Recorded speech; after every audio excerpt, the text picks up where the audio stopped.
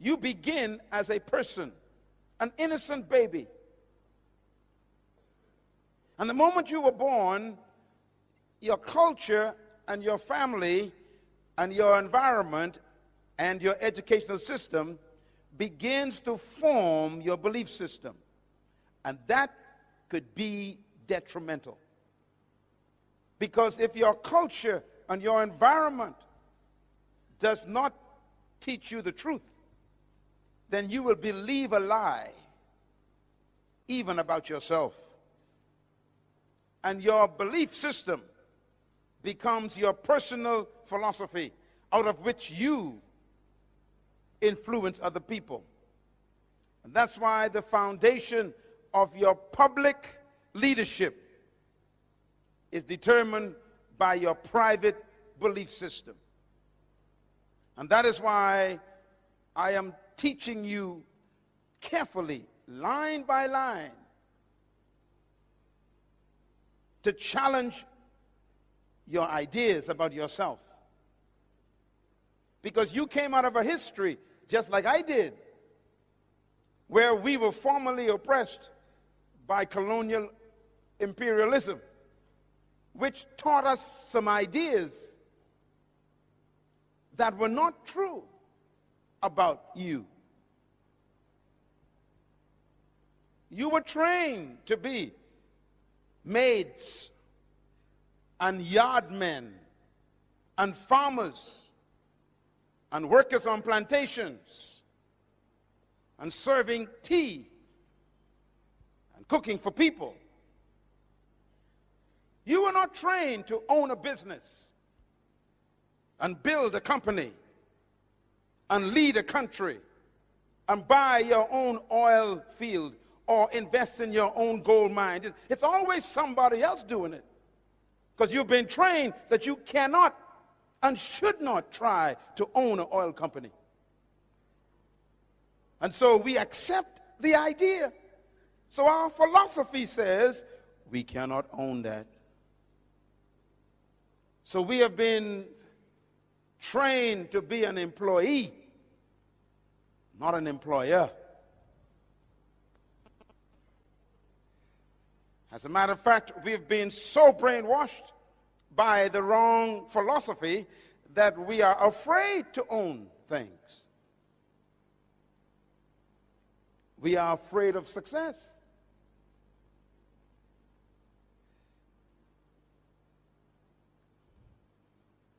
Even the religion, we were taught, reinforced our lack of self-belief. You know what you were taught for the last 100 years in religion. Your doctrine came from another country. Your belief system was imported by people who owned your forefathers.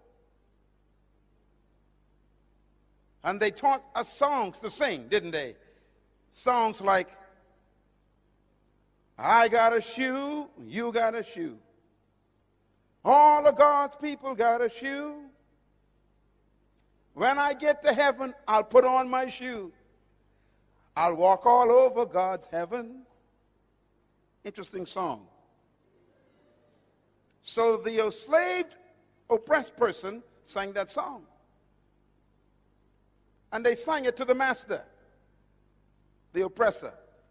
They said to the master, I got a shoe and you got a shoe. Both of us are God's people. We got shoes. You wear yours now, I'll wear mine in heaven.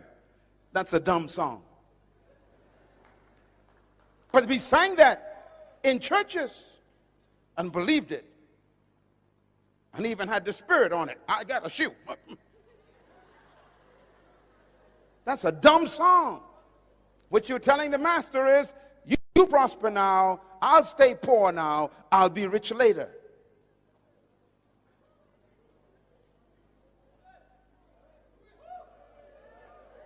Something's wrong with that philosophy.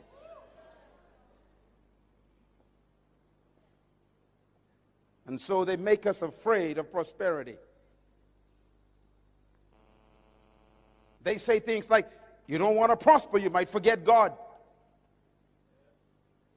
So stay poor and you'll stay humble before the Lord.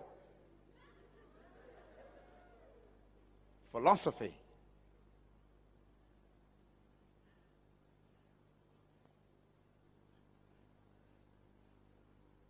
As a man thinks, so he leads. So the pastor who comes out of that philosophy preaches to his people. Stay away from politics. Stay away from money. Stay away from power. Stay away from influence. Just hang on until Jesus comes.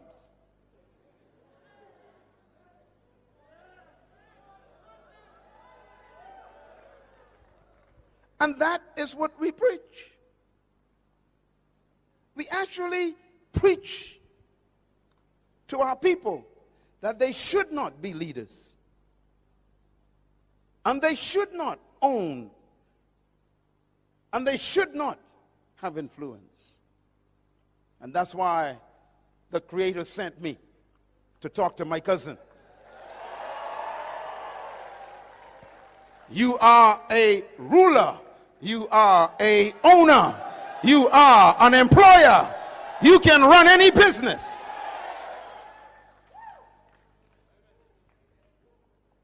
But you got to change your belief system. Let me show you a picture of a little boy. See that little boy? I wonder who he is. Can you tell me who he is? No one knows who he is. Just an innocent child. Remember, everybody is born as a person. This little boy came from a family, a broken home. His father abused him. His father was religious, but yet beat him, hurt him. And the little boy grew up with a twisted belief system about God. Let me show you who this little boy really is.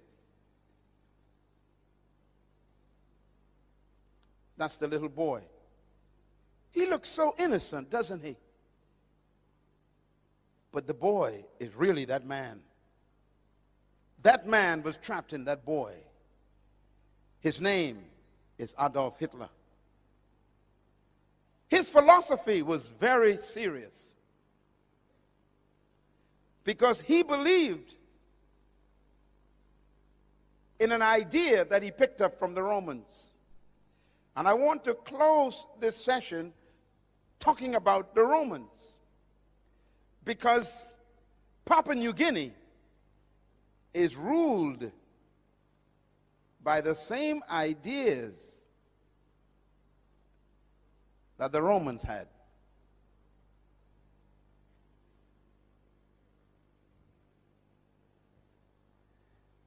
Hitler believed that he was born and chosen by God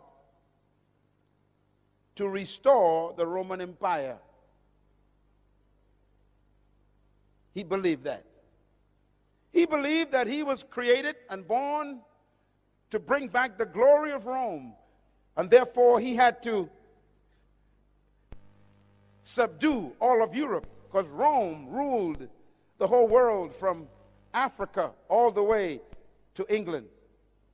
Rome was the most powerful empire and kingdom in history. Rome was the first kingdom to colonize the whole world. No kingdom has ever arisen to be greater than Rome. Rome was the most successful colonization process in history. Rome ruled the whole known world of Europe. And Hitler believed that he was born to restore the glory of Rome. He called it Mein Kampf.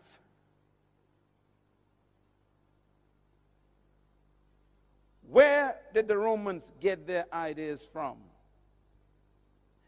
And this is important to think about leadership. The Romans conquered the Greeks. The Greeks were the ones who invented the philosophy of leadership that control our world today. Please listen to me carefully. Because Jesus was born under the Roman Empire in a Roman colony controlled by Greek ideas. So don't miss this. The Greeks were the most influential philosophers in modern history. The Greeks were the ones who invented the ideas that control the world right now. As a matter of fact, the Roman Empire adopted the Greek philosophy when they invaded Greece.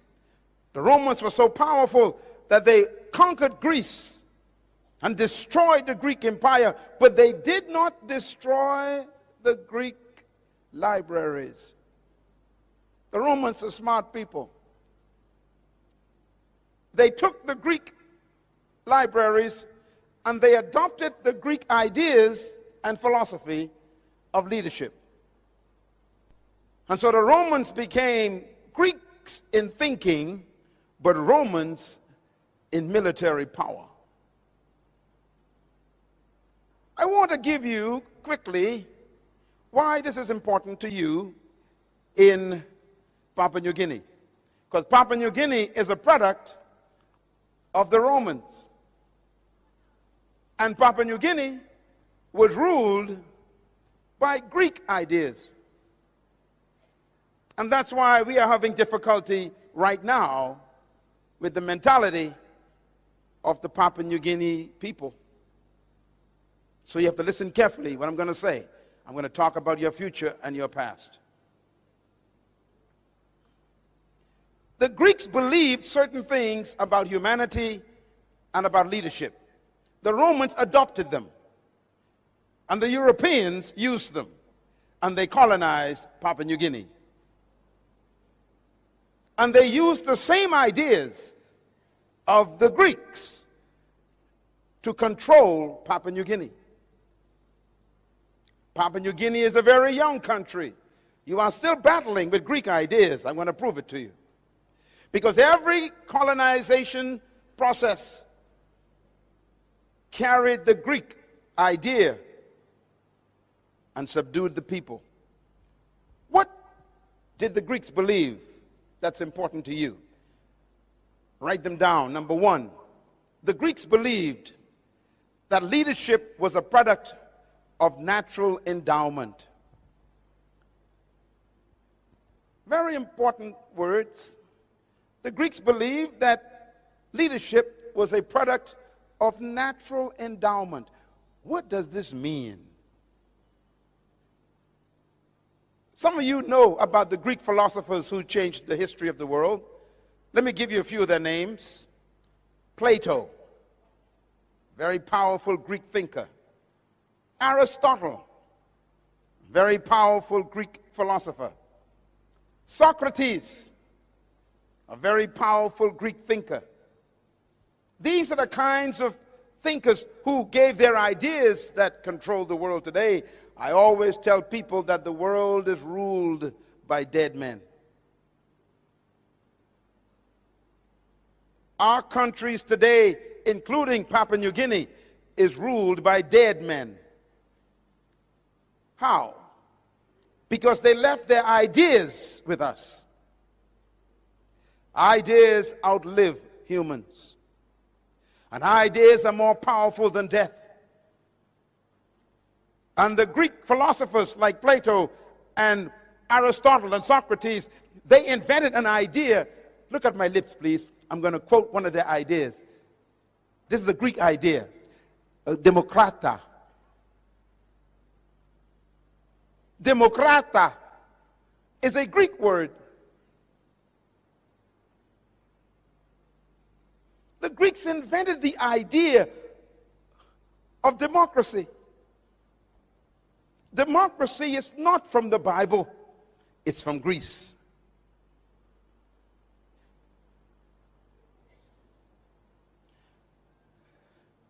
The The Greeks developed the idea of what they call politis. Politis is a Greek word. It means chief citizen. Politis. It's where we get our word politician from.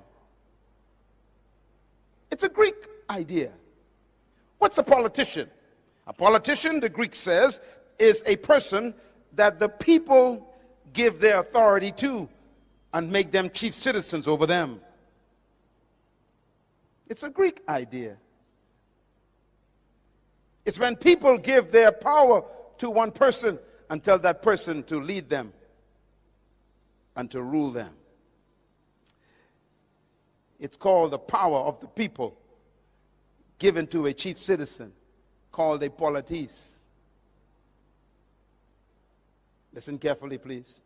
Jesus Christ was born under that policy. The Romans adopted the idea that leadership was a product of natural endowment. What do they mean by that? The Greeks believe that some people were born naturally endowed with certain distinguishing factors that made them superior to others. For example, listen carefully. The Greeks believe, number two, that leadership is a product of birth traits. Birth traits. What do we mean by that? The Greeks believe that certain people were born naturally endowed to be leaders because they had certain traits that made them superior to other humans. For example, the Greeks believed that if you were born with sharp nose and blonde hair and blue eyes and thin lips, you were automatically a leader.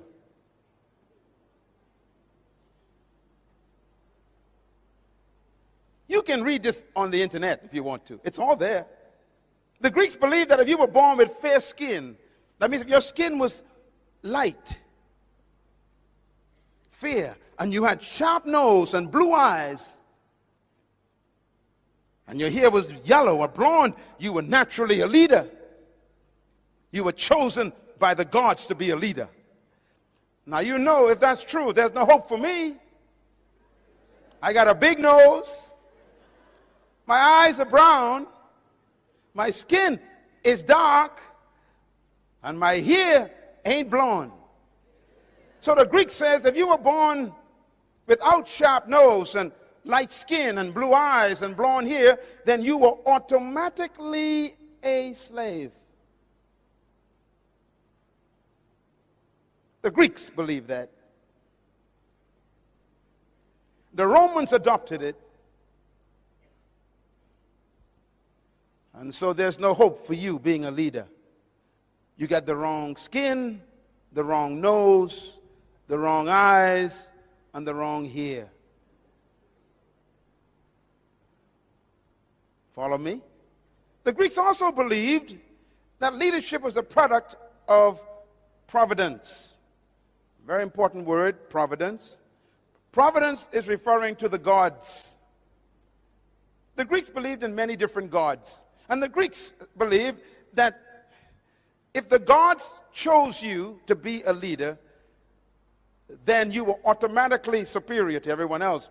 If the gods did not choose you to be a leader, then you were automatically a slave and a follower for the rest of your life. In other words, the gods choose leaders.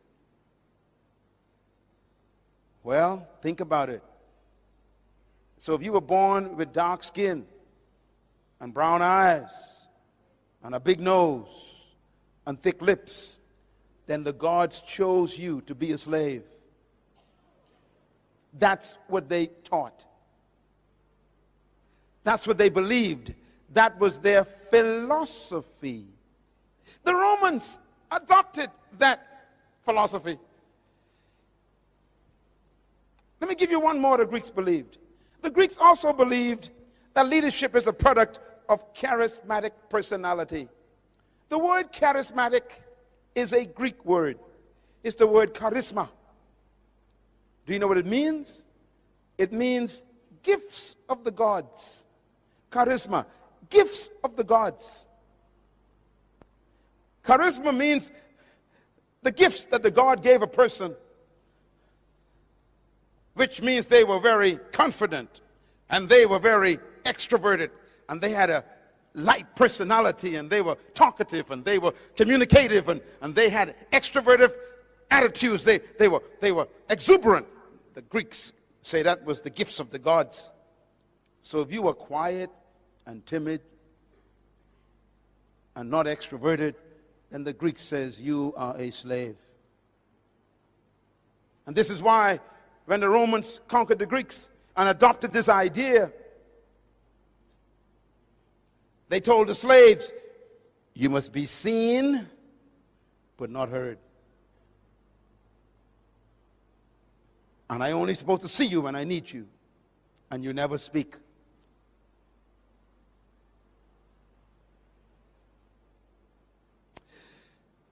Leadership ideas. And finally, they believed that leadership was reserved for an elite group of people who were destined to be leaders in the world, and the rest of us were destined to be followers. I'm trying to teach you something that's very serious, because the Romans adopted these ideas and made them their culture. The Romans conquered all of Europe, from Africa to Scotland. They conquered the whole of Europe, and they implemented their ideas. So when they met people who were not like them, who didn't have blonde hair, or light skin, or sharp nose, or blue eyes, then they automatically considered them subhumans. The Romans used the word for themselves. They said, we are superior, chosen by the gods. They called themselves the Aryan race.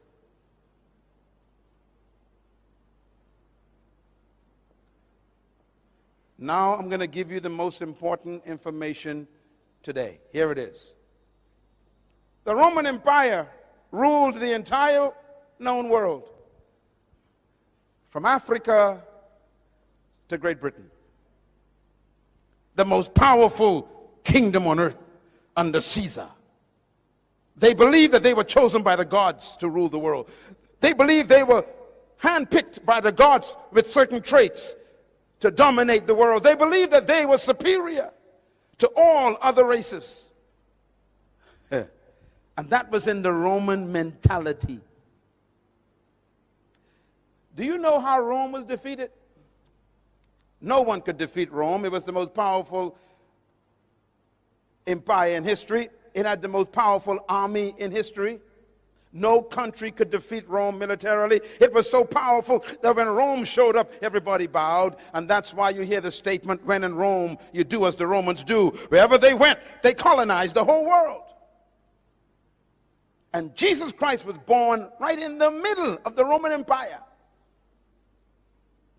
He was born in an empire which believed that he was automatically a slave.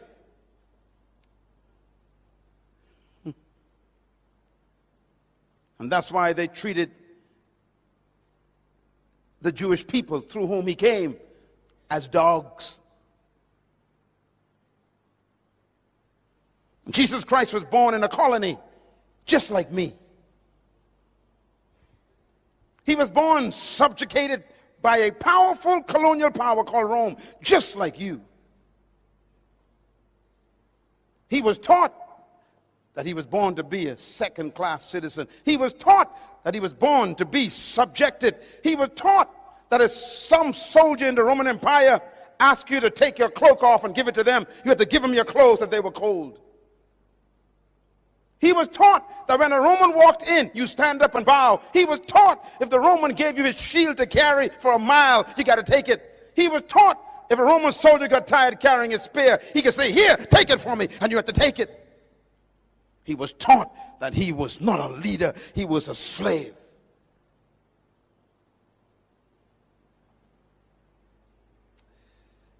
He was born in a colony,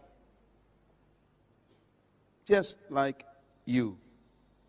just like me. Listen carefully. And that's the mystery of Jesus Christ. He was born under that culture, but never allowed the culture to be born in him.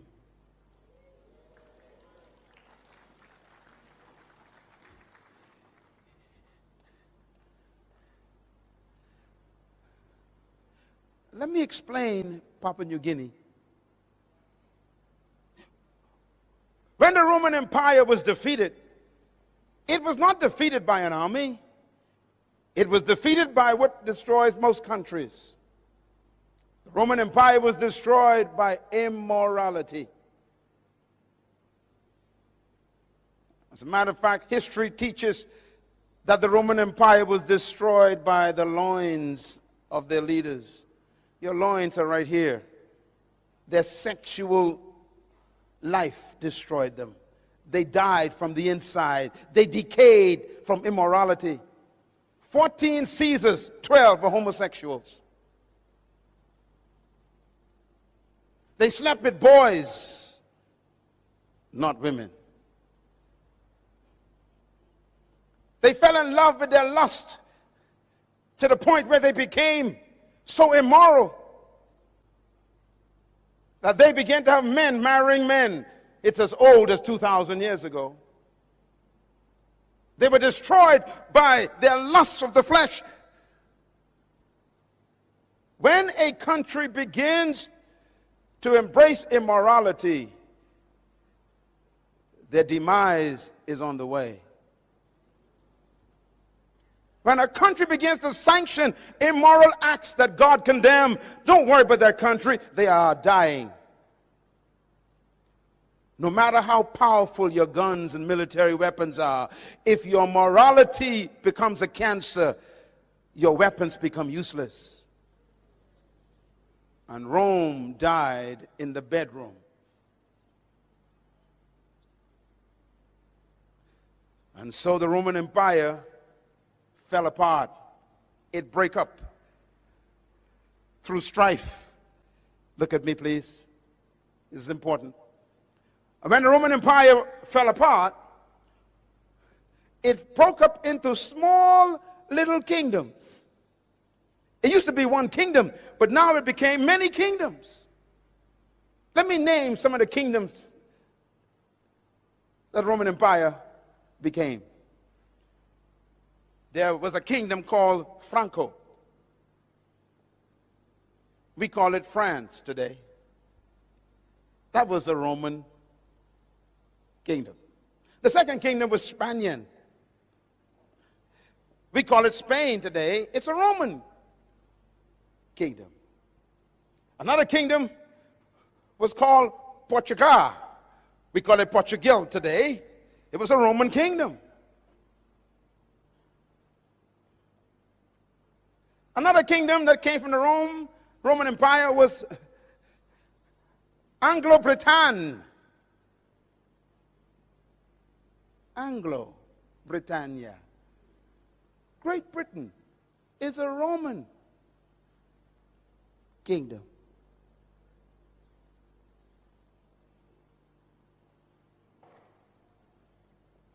We call them England today. Anglo. Light skin. Interesting, all of these kingdoms have the Roman philosophy. And they decided to expand their kingdoms. And so the French and the Spanish and the Portuguese and the British send their ships out. They are Roman in their minds, Greek in their thinking, and they come to take over territories.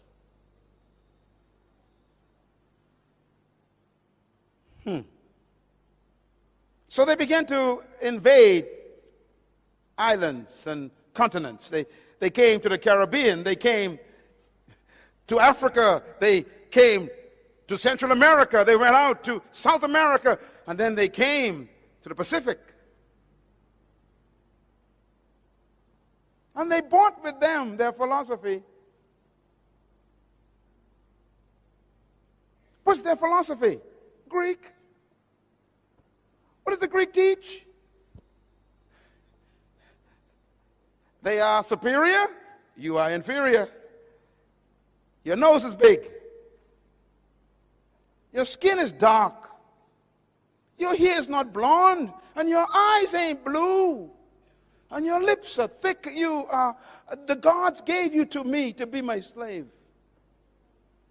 So why educate a slave? Why give a slave nice clothes? Why give a slave a property? Why give a slave authority? Why give a slave money? Why give a slave a future?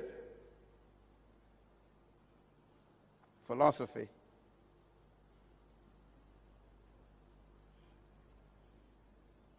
And so is the story of colonization. It's easy to sell a slave. After all, they're not chosen by the gods. Now, let me say something very quickly before I wrap this up. Every philosophy comes from an ideology. Ideology means ideas. Every ideology needs a theology to justify it. So every time there's a philosophy and an ideology, there must be a theology to give it credibility. And this is why religion was used to even justify the ideology of superiority. Do you know what they taught us when I was a child?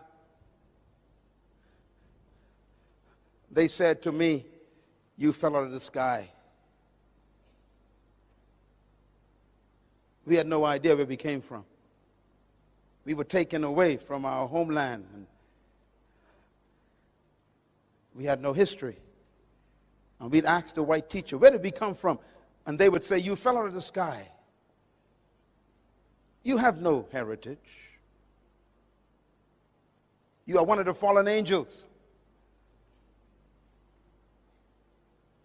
Theology. They say, look, the Bible says that the beasts of the field shall carry water for you. You are the beast that God talked about. You will carry water for me. And they would teach this in Sunday school. Philosophy.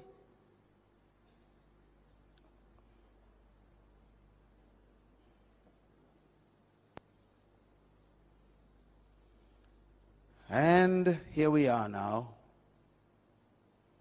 still under Democrat. 200 years of conviction that you are not equal to others. 200 years of miseducation that you cannot think sophisticatedly. 200 years of believing that others with certain traits are much more superior and more intelligent and better than you. Philosophy. And so they say, you must be quiet. You cannot speak much. You're not supposed to express your ideas. You keep your thoughts to yourself. Just make tea. You're not supposed to speak up when you see something going wrong. How dare you? You're not smart enough to see what is wrong.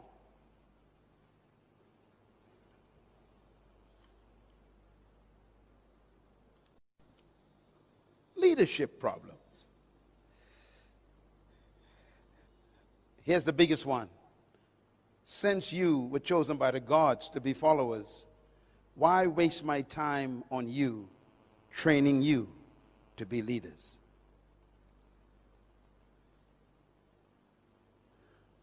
So if you study all the colonies in history, including mine, where I'm from, the colonizers never trained leaders.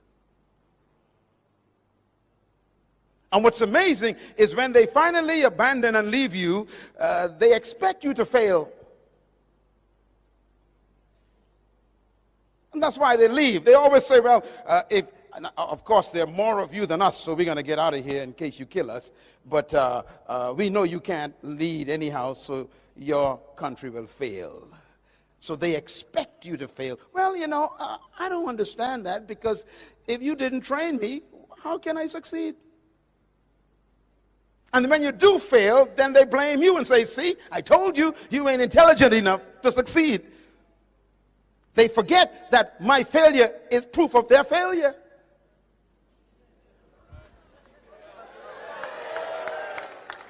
And that's why this leadership training series is important. I have come to correct 200 years of history. You are a leader. You can run this country. You can lead the world.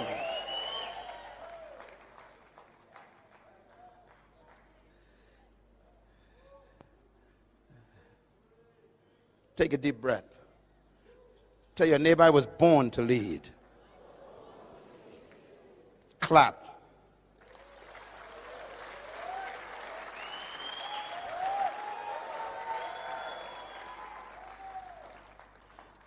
I want to show you this before we go, because it's so important. All the world leaders, if you study them, they're all battling with these issues. And by the way, in one of my books, I did research on what happens to a people who have been oppressed for over 100 years. And I discovered that they all have the same problems. I used a case study of the children of Israel in Egypt. They were oppressed for 430 years. And when they finally came out of Egypt, they couldn't get Egypt out of them. And as soon as they got independence, or should I say deliverance from Egypt, under Moses was their leader, and even Moses had psychological problems. Remember, he was born in Egypt.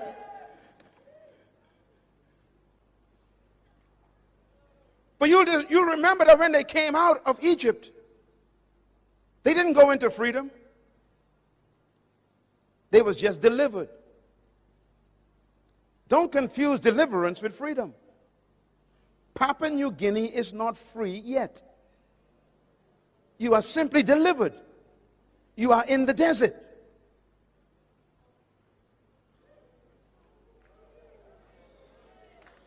And why does God take you to the desert? Because he doesn't want you to go into the promised land with Egypt in your mind. So he keeps you in the desert to try and change your mentality to think like a free person. Don't ever confuse independence with freedom. Independence is an opportunity to become free. It is not freedom.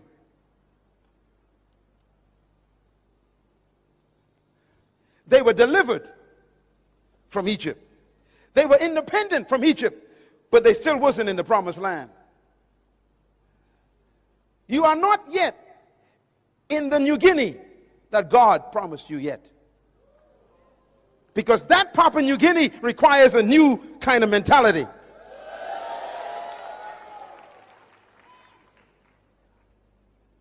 One day, my wife and I went to Egypt to visit.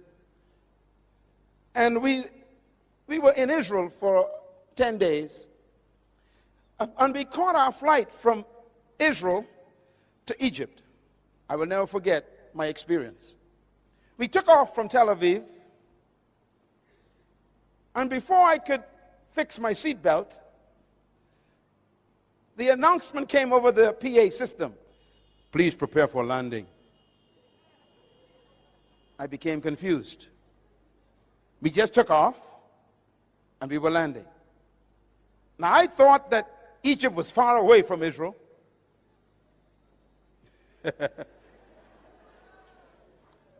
And so I became confused. I said to the flight attendant, I said, excuse me, ma'am, is there a problem? She said, why? I said, why are we landing?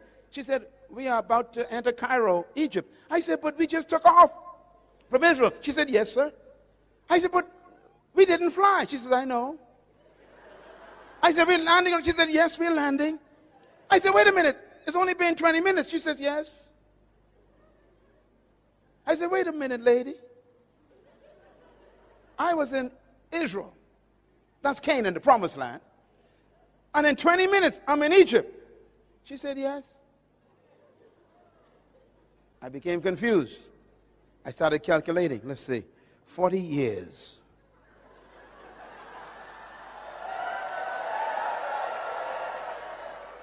Why would it take 40 years to make a 20-minute journey? Interesting question. When we arrived in Egypt, we went to the hotel, put our bags down. Our guide came later that day to take us to see the pyramids and go to El-Aqsa and all the places of Egypt to see all the pharaohs, you know, the history and everything. And we went to the pyramids and everything, and it's beautiful. And we felt like we entered the Old Testament, because that's where the Old Testament, really, most of it took place. And I said to my guide, when we were driving, I said, sir, how far away are we from Israel? He said, depends on how you get there. I said, okay, if I drove in a car, how long would it take? He said, it'll take about 7 hours. I said, what if I walk from Egypt to Israel? He said, it'll take 40 days. I said, what about the aircraft? He said, 20 minutes.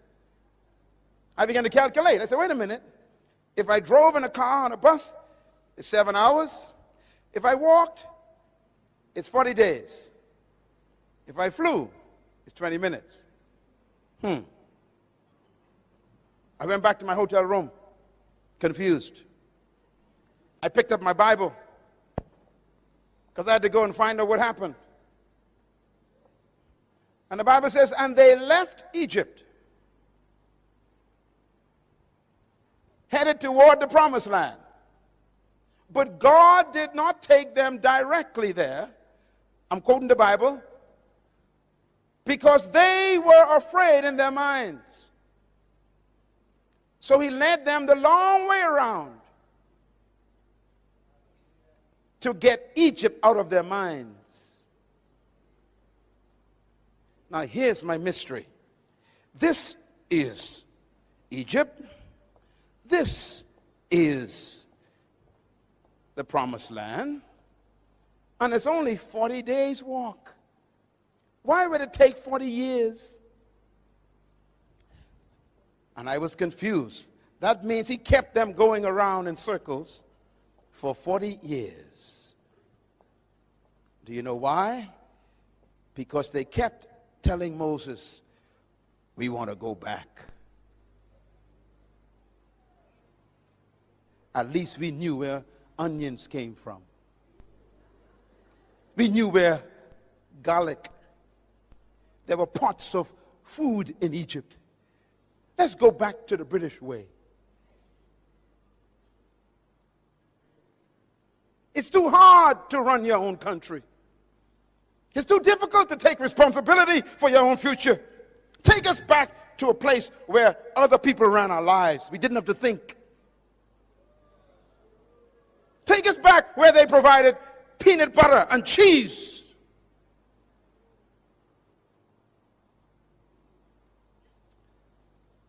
And God says, none of you will enter the promised land because you don't want to get rid of the Egypt thinking. So he led them for 30 years. Do you know why? Because 40 years is a generation. That means he kept them going in circles until he got what they were carrying. They were carrying the next generation. Joshua was not born in Egypt. He was born in the wilderness. Caleb was not born in Egypt. He was born in the wilderness. There are some people in this room who cannot make it to the promised land of the new Papua New Guinea. Why? They still want to go back. I'm not talking to you. I'm talking to the one right behind you.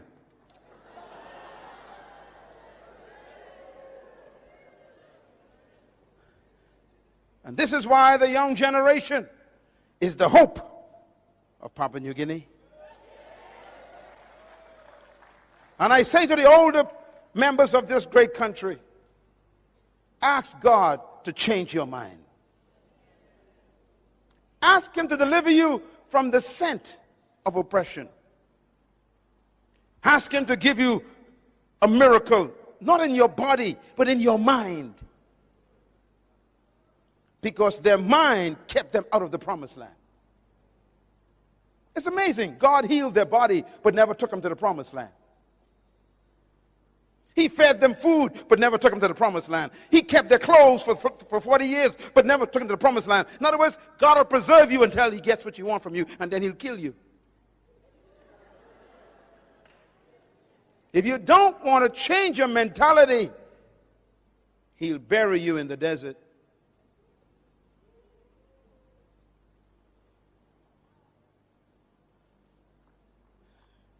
Moses never made it.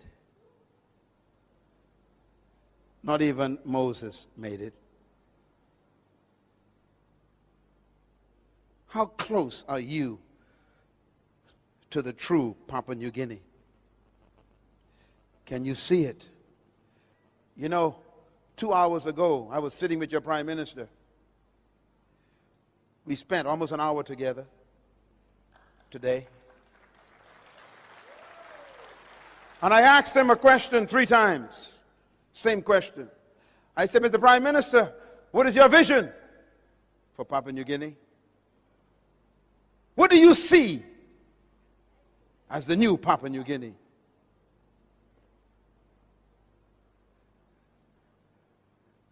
And he talked about what he saw.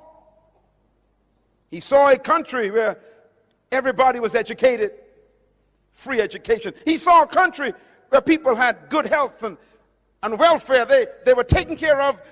Diseases were almost non-existent. He saw a country where opportunity for people to own companies and to build businesses and to have share in the investment of their country. He said, I see this. And I told him, then you need to educate. You need to provide free education for every child in Papua New Guinea.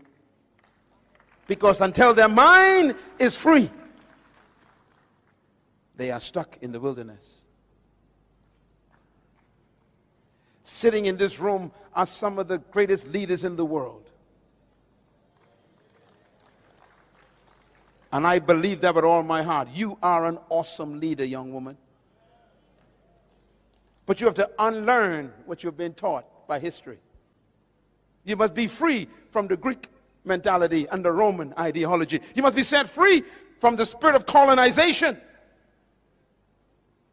And believe that you can govern this country effectively by God's help. I beg you today to be delivered from Greek philosophy, because I too was a victim. Now let me close with how I got delivered.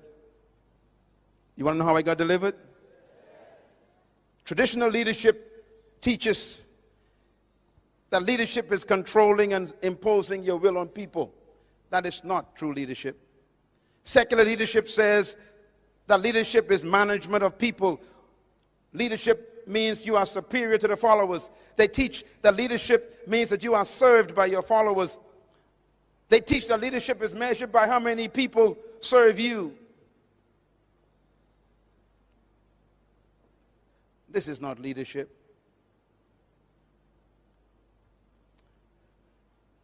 Please go back and invest in those books, because until you get mentally free, you'll never make it to the new Papua New Guinea.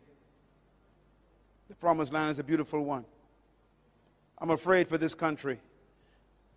This country has so much wealth in it now that we need true leaders to govern it. And that's why you're here today. Maybe God is preparing you to go into political life, to govern this country in the fear of God, intellectually stimulated by the truth about yourself, where you do not harm people for your own private ambition.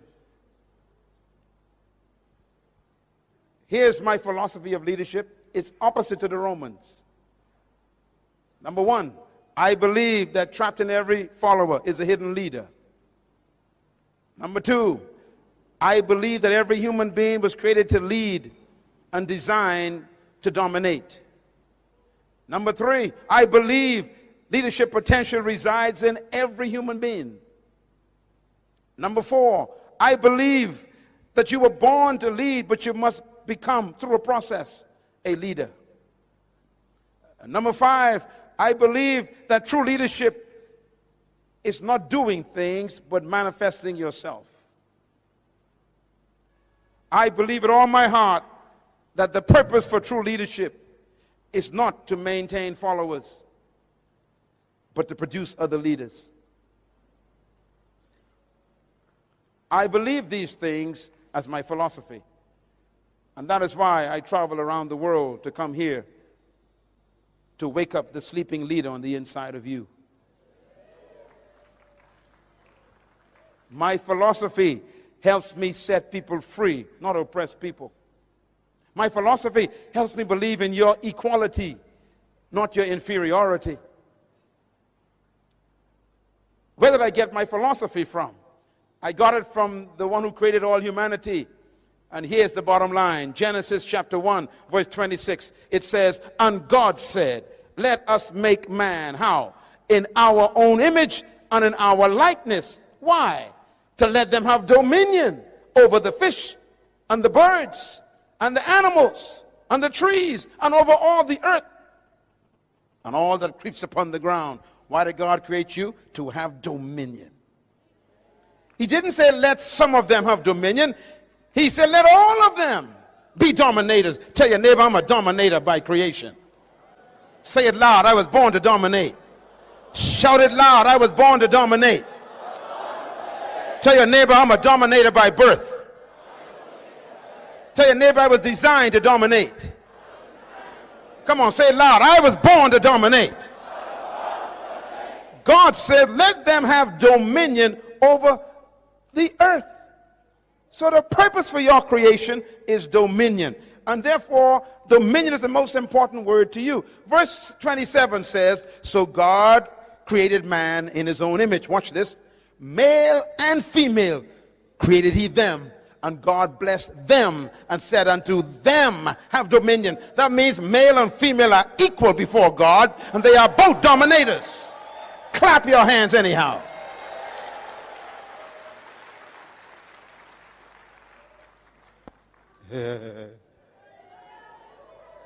My wife and I are equal, but different. She's a leader, and I am a leader, but we are different, but we are equal.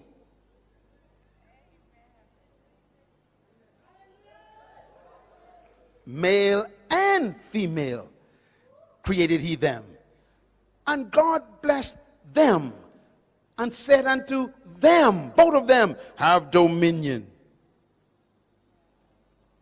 In other words, the word dominion is an important word. It tells you why you were created. I did some research for you. Write it down. The word dominion is the Hebrew word radah. R-A-D-A-H. And here's what it means. It means to govern, to rule, to control, to master, to manage, and to lead. In other words, God gave you birth to have dominion over the earth, to lead. And here's the bottom line. If God created you to have dominion, which means to govern, to rule, to control, to lead, to master, then that means he built into you the ability to do it. God built into the seed the ability to become a tree. but the seed could die as a seed.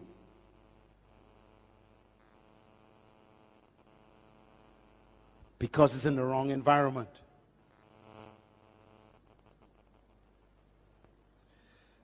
For 180 years, some of our countries have been in the wrong environment. We've been fed Greek ideas. And so we can't come forth. And that's why this leadership conference is here. Not to make you superior to anyone, to simply make you yourself. You are a leader, a dominator, a ruler, a governor, a master, a controller. Ladies and gentlemen, let me put it this way. He said, let them, which means male and female, every human being is a leader trapped on the inside. And here is the mystery of how it works. When I first met this beautiful lady, when I first saw her rather, Mother Teresa, before she died, what a woman. She was 4 feet 5 inches high. Little lady. She weighed 102 pounds. And she spoke to the United Nations. She was a nun. What made her so powerful? She discovered her gift. She discovered her purpose, her passion. Listen, please. Whatever you were born to be is trapped inside of you.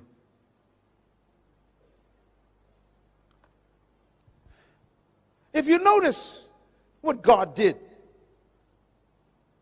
God didn't just give you dominion.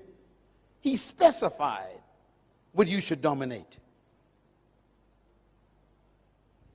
He said, have dominion over fish, birds, cattle, plants, and things that crawl on the ground. That means the only things you're supposed to dominate are fish. Check your neighbor, see if they have any fins. Come on, look around. Any fins? Any scales? Birds. Check your neighbor. Any feathers? Any beaks? Look around. Plants. Check your neighbor. Any leaves? Any roots coming out of their shoes? Things that crawl. Check your neighbor. Do they crawl on the ground on all fours? No. Then the only creature on earth that you are not commanded to dominate is another human.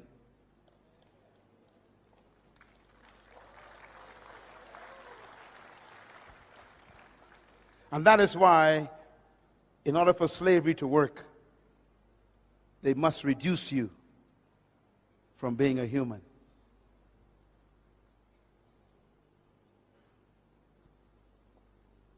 And so they call you subhumans. Highly developed monkeys. Sophisticated chimpanzees. Intelligent gorillas. They just don't want to make you a man, a human. Why? If you're a human, they can't dominate you.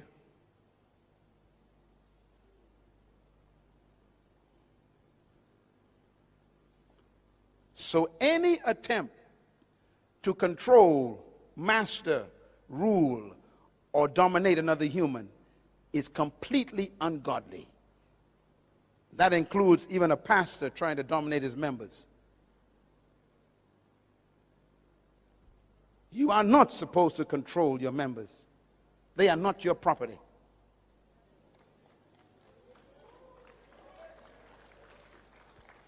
You are not to control and own anyone in your company.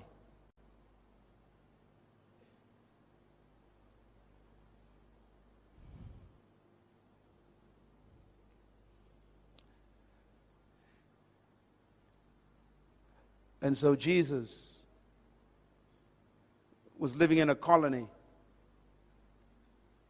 ruled by people who oppressed and dominated humans. His disciples, which means students, he was trying to change their thinking, just like we're doing today. And one day they were sitting down just like this, and he heard them talking to each other. And they were arguing, which one of us is the greatest? They must have been from Papua New Guinea. Always want to know who's in charge. Fighting over positions.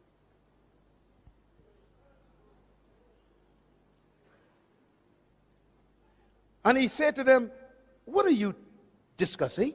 He heard them, and they were so embarrassed. He said, "Are you asking who's the greatest among you?"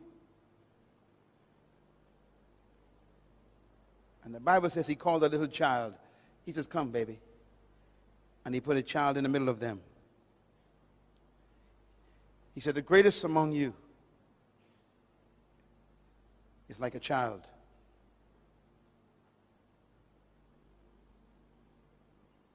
A child never desires power.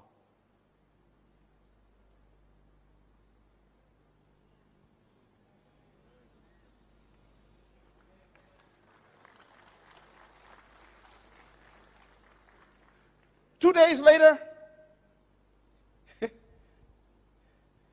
he was sitting, having a meal, and two of his disciples came to him again, and they said, Mom, go and ask him if both of us could become deputy prime ministers when he become king of his kingdom. Forget the other 10. Make sure look out for ourselves, Mom." He listened to a woman. And their mother went to Jesus and said, "Sir, good master, will you make sure that my two boys sit on your right and your left when you come into your kingdom?" And Jesus was shocked. And he said, "Woman, first of all, you don't know what you're asking. You can't ask for leadership positions.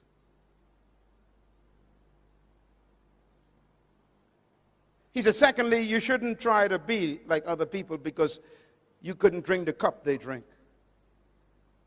The word cup means price. You couldn't pay the price for their position. Never be jealous of someone because you don't know what it cost them to get where they are. Can you drink the cup they drink? Leaders don't become jealous of other people's positions.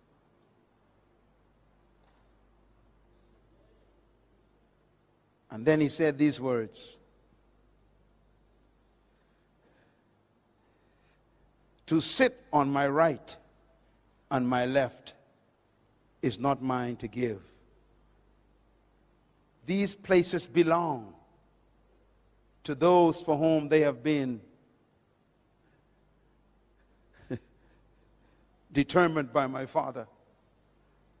That means you can't even pray to Jesus for a position. Ladies and gentlemen, listen to me. It's okay. Listen. Don't look at me. This is very important. And then he said these words. You know that the Romans and the Greeks, I'm quoting Matthew chapter 20. You know that the Romans and the Greeks love to lord it over one another and lord it over the people. The word lord means to own something. That's why you call your landlord, landlord. It means owner. He says the rulers of this world love to own people like they are property. And there are some pastors who got that same spirit. These are my members. They ain't your members.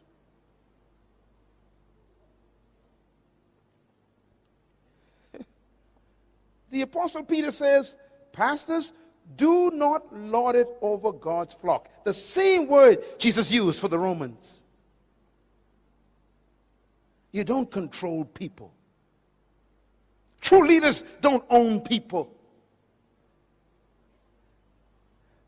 They set people free to become great. He said, do not lord it over people like the Romans do. And then he says these words, it shall not be like that among you. Because in my kingdom, if you want to be a great leader, you must become the servant of everybody.